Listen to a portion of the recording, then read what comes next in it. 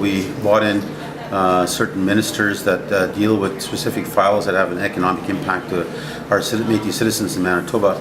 It was vital to get their opinions and also bring the management from all those sectors, but to invite guests that are in a business world from varying regions across the province. I think it was essential to hear that input from both political, management, and citizens at large. And it really stems, I think, from evaluating the 2008 agenda, where we had an economic conference to talk about what our future would look like and what we would need.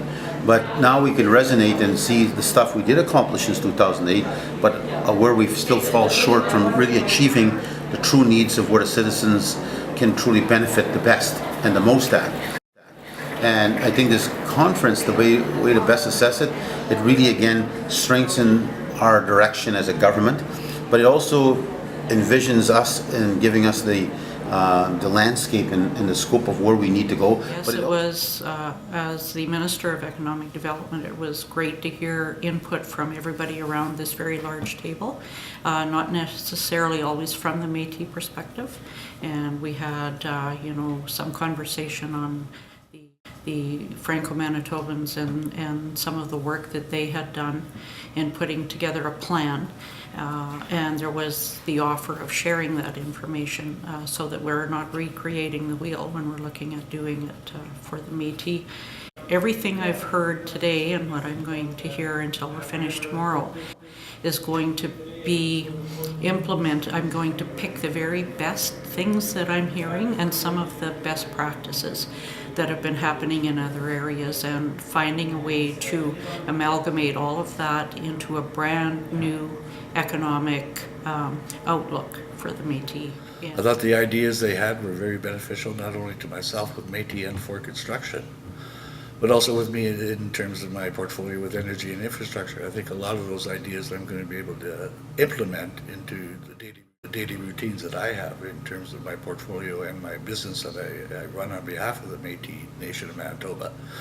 And it's a new era, so we have been looking at new ways on economic development to help especially the small villages who are struggling.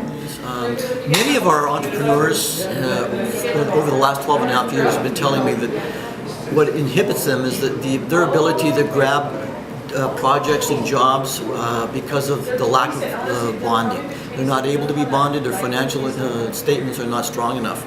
So we need to resolve that, and hopefully we could get some funding so that we could start our own bonding company. That would be the ideal goal. The next opportunity would be in the insurance brokerage business.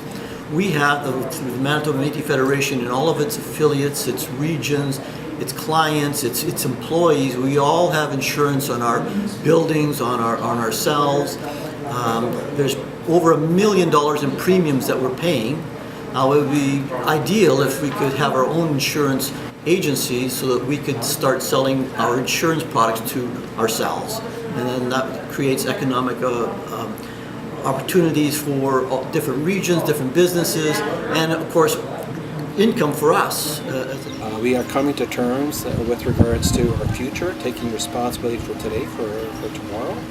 And in doing so, we are learning how important and how critical it is for strategic planning, especially as it relates to economic development. The summit itself over the last couple of days has been inspiring, some great ideas from various individuals and things that we could take back and see how we could perhaps look at it in a different lens and create programs to support those activities and or just being part of those discussions with senior management at the Manitoba Metis Federation to ultimately, again, build more programs that are suitable for the citizens to access and build upon their dreams and upon their regions to, again, have that economic prosperity within the regions.